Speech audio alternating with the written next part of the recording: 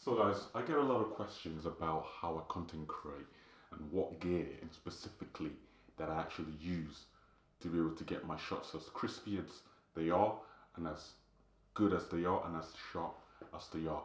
Obviously, I'm going to show you guys the hardware side of things, but the software side of things is all on my setup when I edit these pictures and edit these videos. But yeah, let's get straight right into the video. You guys already know this video is going to be lit because welcome to the channel and welcome to the family. I'm going to be telling you guys exactly what I use, my tools that I use to get the types of shots that I get and get the photos that I get and do exactly what I do, from YouTube videos like I'm doing right now to obviously freelancing. So freelancing photography and freelancing videography as well. So I'm going to go through that with you and tell you guys exactly what I use. If you guys want to obviously copy what I use, then go ahead, copy what I use, because you will get amazing results from it. So let's get it. Obviously the main thing I use to obviously capture these content that I do is obviously the camera. The camera is one of the main things that obviously that you would use to be able to capture something, capture a story, capture a scene, capture anything really.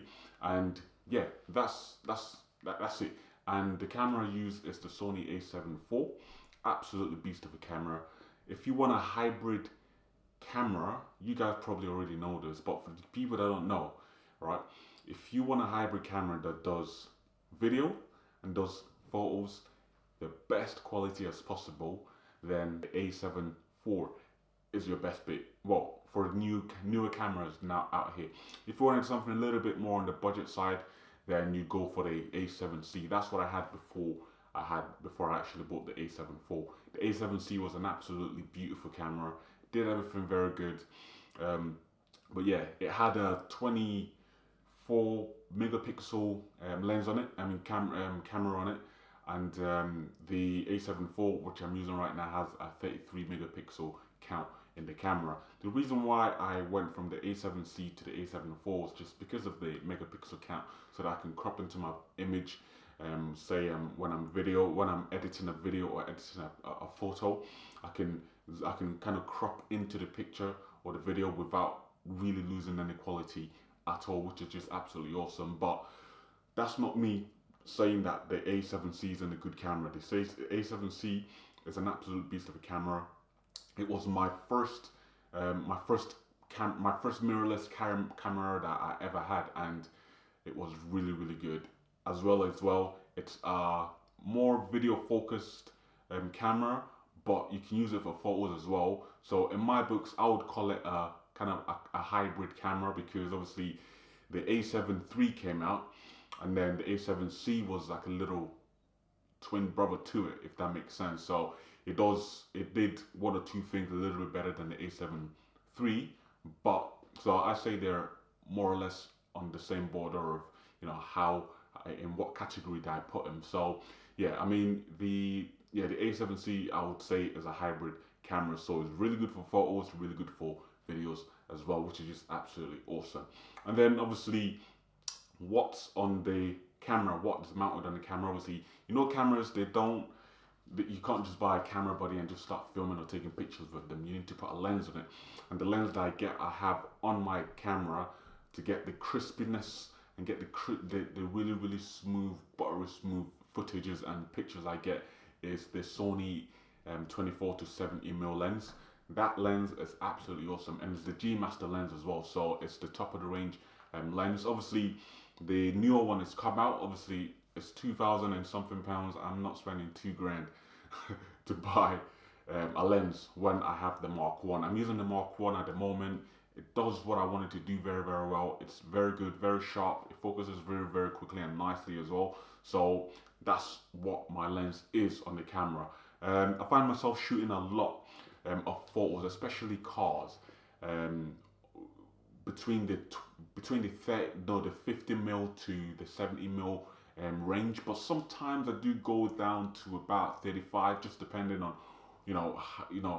what I want to get inside of the shot. But obviously primarily when I obviously make my videos, I shoot in 24mm as wide as possible, so you guys can kind of get a depth of field of where I am and my surroundings, and so so it's not like it's just me on the camera just talking to you guys. But yeah, that's pretty much my focal lengths there.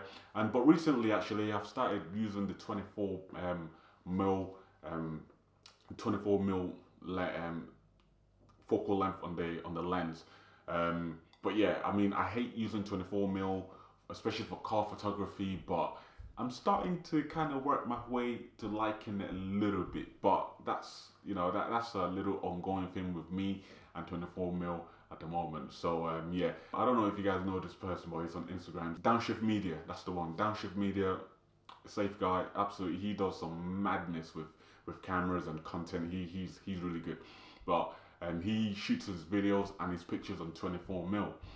And I when I met him that day, I was like, what? 24 mil? I hated it. But you know what? Yeah, it's starting to grow on me a little bit. So shout out to you, Downshift Media. But yeah, moving on to that is obviously my SD card. I'm using the 128 gig memory card at the moment, so it's big enough, a lot of space there to obviously store, my videos, my photos, all of that stuff. Especially when I go out on a big shoot, on a long shoot, I've got all that space, so I don't need to swap out memory cards or anything like that.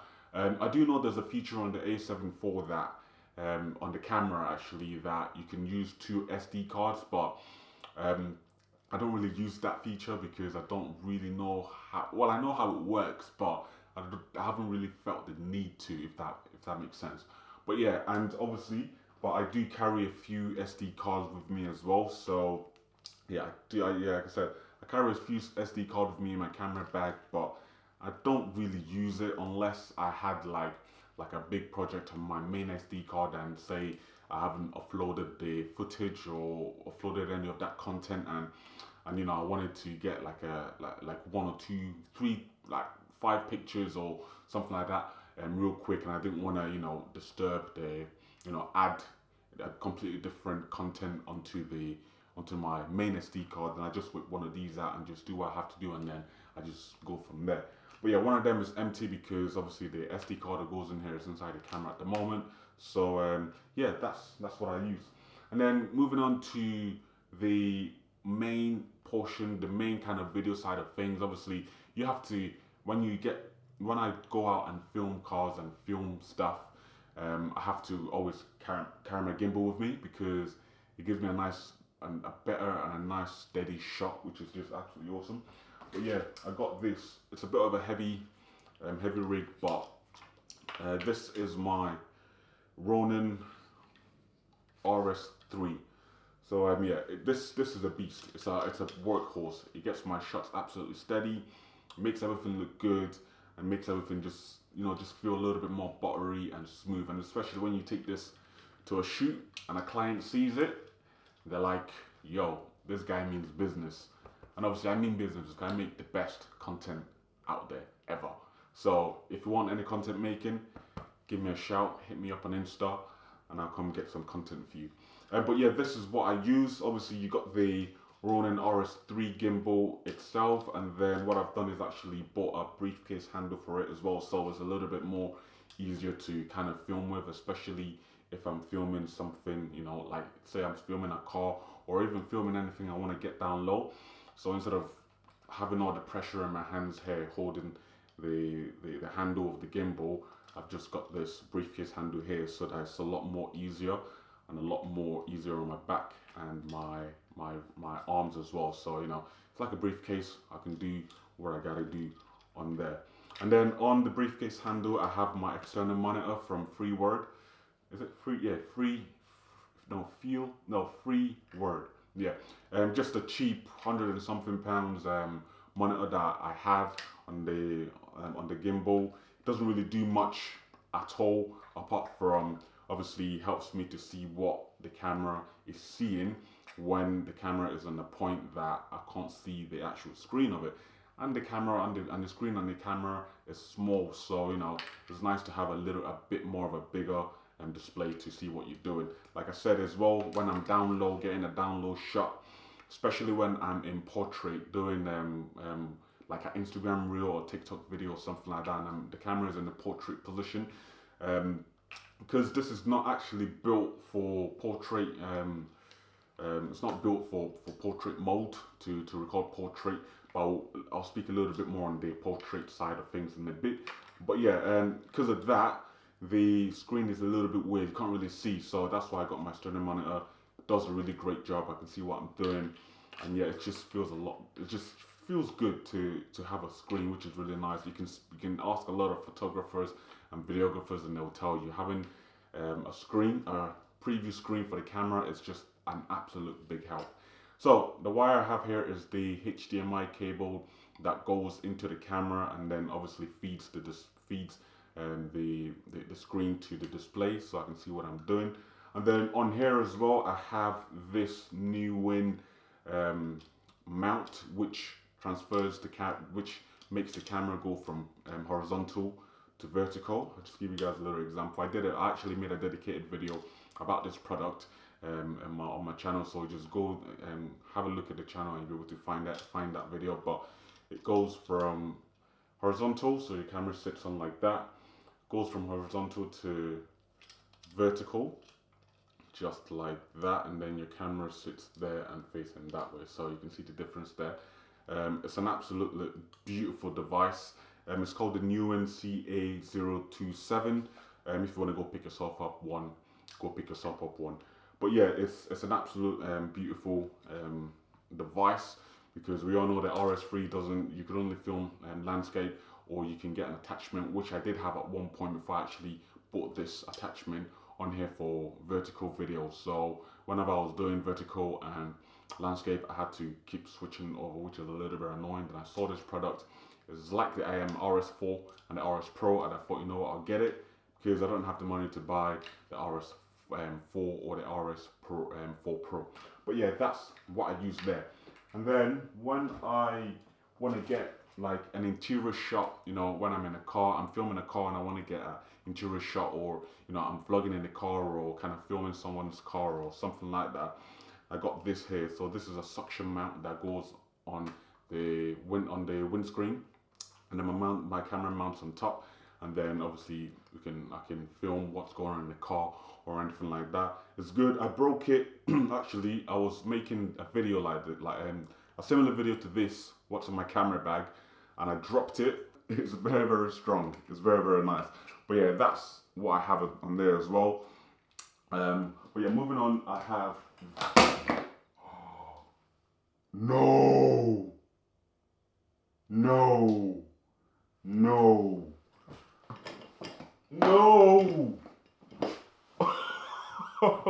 Oh my god. Oh my god, man. How am I gonna fix? Oh nah. And yeah, I broke it. So I glued it back on. I haven't tried it yet to see if it'll hold the camera, but if it doesn't, then I got my eye on another one to get anyway, so I'll buy that one, and then yeah, that one's a lot more stronger and a lot more durable. But yeah, that's what I use for getting captures of, you know, inside of the cars and, you know, stuff like that. But yeah, it comes in handy really, really, really nicely, which is good. And then I got this. This is my chest mount for when I want to make POV. It's something new that I want to feature on the channel, and making POVs when I go out shooting and, you know, stuff like that. So I strap this on my chest, I put this on, then I put my phone in here, and then I film with my phone, which is really, really good. If you're wondering what phone I use, it's the Samsung, bruh. Get Samsung out of this place, man. The iPhone 14 Pro Max I use. I'm gonna be making a video like that and uploading it at some point. Don't know when yet, but yeah, I need to shoot another car to be able to do that. But yeah, moving straight on is the most important thing that I think is for the lens of my camera, which is this. This is an ND filter and a CPL filter. So ND acts like sunglasses. It kind of blocks out the sun away from the lens, so you know there isn't too much light coming into the lens ruining your shot. And then the CPL kind of just takes off reflections of a car's paint, and also makes the glass of the car, you can see through the glass, which is really, really nice. And this is from Haida. And yeah, this is what it looks like. I love the design of it. It's absolutely beautiful. Let me just put it on. Look. So that's the difference it makes. It just blocks out as much light as possible, which is really, really nice. I love using this, especially when I do cars, because it's literally a lifesaver. Really, really good. And then last of all is this. So when I want to get audio on the car, say the exhaust of the car or whatever, I always take this because one, obviously it kind of obviously it's when you rev up a loud car, it's very, very loud. And sometimes the mic picks it up, but you know what I like to do is put this on to kind of just sponge up a little bit of that sound that comes out of the car. And when obviously if it's a loud car, it kind of like I don't know. I don't know if it does what I wanted, if you know what I'm trying to get it to do. I don't know if it actually does it, but I feel like because it's like it's just got a lot of fur on it. I feel like it kind of just softens up the sound of the car. But yeah, that's what I use for obviously when I'm out filming cars or filming anything really, and it also helps in the wind as well when it's windy, so you don't get a lot of wind noise in your footage. But yeah, that's everything that I use to create absolutely top quality, top notch content for Instagram, TikTok, YouTube, and do photography and basically any type of content creating. But yeah, guys, that's been the video. Thank you guys so much for watching. A little bit of a different setup today. I'm standing up instead of sitting down. But yeah, man, I'm just vibing with the space, trying to get nice creative shots, angles, and other than things. But yeah, guys, thank you guys so much for watching. And yeah, I'll see you guys in a bit. And just before I go, the software side of things, I use Premiere Pro and I use Lightroom mobile for my pictures. That's pretty much about it. But yeah, guys, if you want to see a video of how I edit my videos on Premiere Pro, let me know in the comment section below and I will try my best to make a video like that. It's not really kind of video I make, but if you guys want to see it, I'll make the video. Anyway, guys, thank you guys so much for the I can't speak. Thank you guys so much for watching, and I'll see your faces later. Peace.